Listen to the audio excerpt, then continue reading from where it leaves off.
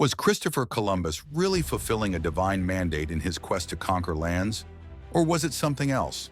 His journey was framed as both exploration and an evangelization exercise, but what followed was far from the true nature of the kingdom of God. Let's take a deeper look. In 1492, Columbus set sail under the commission of Queen Isabella of Spain, carrying not just the goal of discovery, but also the mission to spread Christianity. Spain, a Christian nation, saw this expansion as a divine mandate. But what followed was not the influence of the kingdom of God. It was conquest, oppression, and destruction.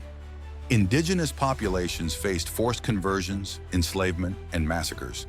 The encomienda system, which was meant to provide laborers with protection and Christian education, became a tool for exploitation and control.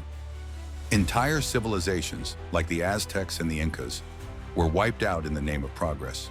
Millions died due to war, forced labor, and European diseases. So the question is, was this God's way of exercising kingdom dominion? Unlike earthly kingdoms, the kingdom of God is not built on conquest, violence, or forced submission. When Jesus came, the Jews expected him to conquer their enemies, overthrow the government of Rome, and establish a physical kingdom. But he introduced a completely different model, one built on servanthood, love, and transformation.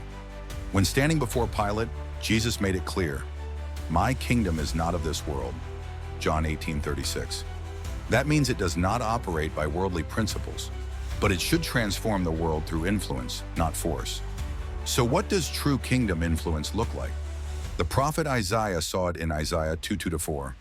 "In the last days the nations will say, 'Let us go up to the mountain of the Lord so he may teach us his ways.'" That's influence, not subjugation. People will willingly come to the mountain of the Lord, not being forced into faith. Daniel also saw this mountain in Daniel 2:35, a mountain filling the whole earth.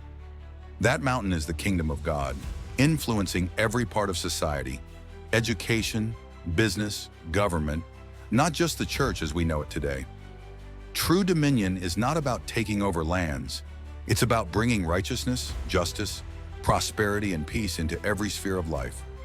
Christopher Columbus' conquest may have spread European civilization, but it came at a devastating cost. This was not kingdom dominion. God never called us to rule over people, only to influence and transform nations through love and lives built on truth.